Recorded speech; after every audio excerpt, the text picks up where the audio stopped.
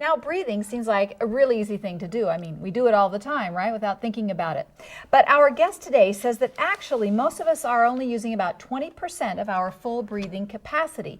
And that leaves our cells depleted of oxygen and could be compromising our health. So breath work is one of the many things we're going to be talking about today on the Woo Crew. So welcome to my co-host, Jay Dufresne Show. Thank you. Glad to be here. You're live and breathing there. I am. Yeah. And our guest today is Denis Ouellette. And Denis is joining us from Emigrant, Montana. Yeah, that's right. Thanks for making the trek to be here with us on the Woo Crew. Thank you for having me. Yeah. So welcome, Denis, and let's just start right with it. Tell us, what is integral breath work? That's what you teach and practice. Yeah, I've coined the phrase integral breath work, and that's my website. Now, integral, you can think of integral, the definition being missing no essential parts. So we try to bring into the breathing work and the breath work everything that we know about the modern science of breathing, the physiology of good breathing, how to improve the breathing, how to get it optimized, and then we lie down and do a bunch of good breathing. And that activates the whole body, gets your cells all happy with oxygen, and defatigues the body or detoxifies the body. Now, you mentioned doing good breathing. What is the difference between good breathing and the breathing that we regularly do?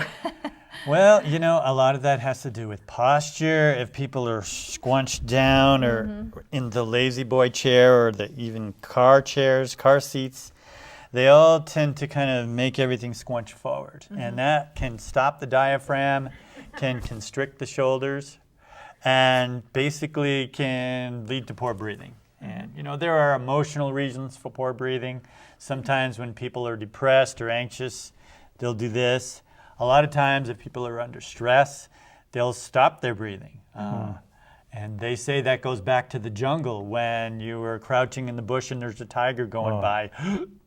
You know, so that's a kind of a fight or flight response to either stop the breathing or shallow down the breathing. And a lot of people are chronically breathing poorly, and that restricts everything else in their life. Their whole nervous system functions differently. And, you know. So what is good breathing? I mean, we can tell, you can take a breath, it might go deep, it might stay shallow. Should it do all of those things? Or? Well, you know, breathing can be all over the map, and there's lots of different ways that people teach breathing. Yogic breathing can be very slow breathing. What we like to teach in our seminar is what we call optimal breathing, which is really opening up the whole torso to a nice big breath. It's really supposed to start down low in the torso, get nice and full down there, not just in the front, but even on the sides and the back should expand, and even down the bottom, what we call the pelvic floor. So we like to visualize almost like a beach ball down there. It doesn't have to be visualizing a big belly, but the expansion should be 360 down there. And if that is happening, that means your diaphragm is doing its job, and your diaphragm is your number one breathing muscle. Yeah. Now, you on your website, you and in your book, you show a kind of a pear shape, and that's for me kind of a good, a good visual. It's a good visual for the first part of the inhale, and the pear moves into what we call the cone, which is more the rib and chest expansion. So that happens secondarily, but 70% of your inhale should be low and full, down low. I don't know if you can get a shot of my belly or anything. Well, now, there we go. There now we go, have okay. It, yeah. All right, so show us now what you're talking about. Watch my hands and watch how that expands.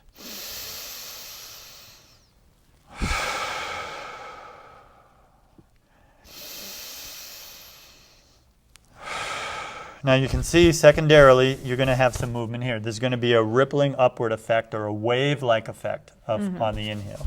So if I put my hands here and here,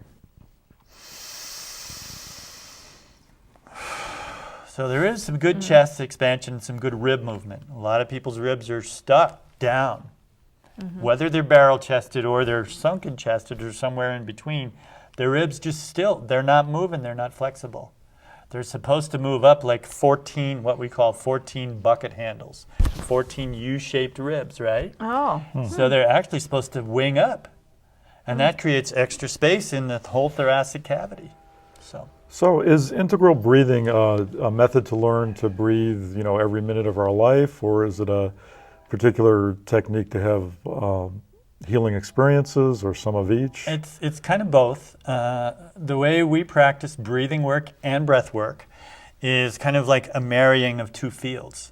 One is more the physiological understanding, assessing, measuring, and then seeing where the dysfunctions are, fixing those, get it working really well, then lying down and using this new expanded breathing mechanism to your health and benefit by oxygenating your body and having all kinds of wonderful energy experiences with the breath and just feeling what it's like to be calm and energized and oxygenated. Yeah.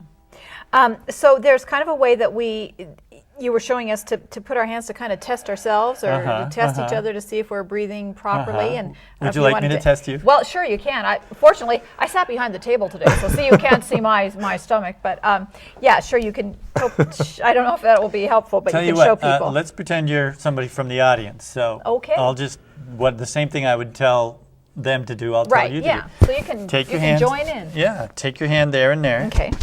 Okay, the lower hand is kind of below the navel. Okay, that's where it's going to expand, nice and low. Okay. All right, and as you're sitting, it's good to kind of tweak or torque that rear end backwards towards the seat, so you're sitting a little higher up in the chair.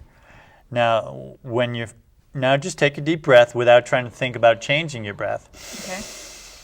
And see if you can get a sense of what's moving first and where is it moving. Yeah, okay, now, up here for sure. It is moving in your chest first and that's very typical of ladies. I'd say about 75% of the ladies are high chest breathers. And there's lots of different reasons for that. Some of them are societal.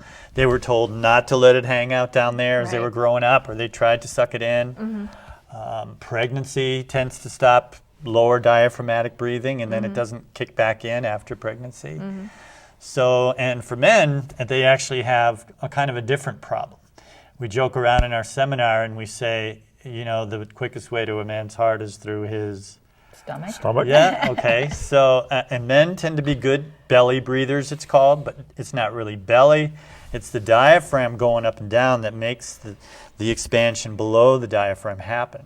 If your diaphragm is kicking in, and it's supposed to go up and down about 4 inches with each breath. Wow.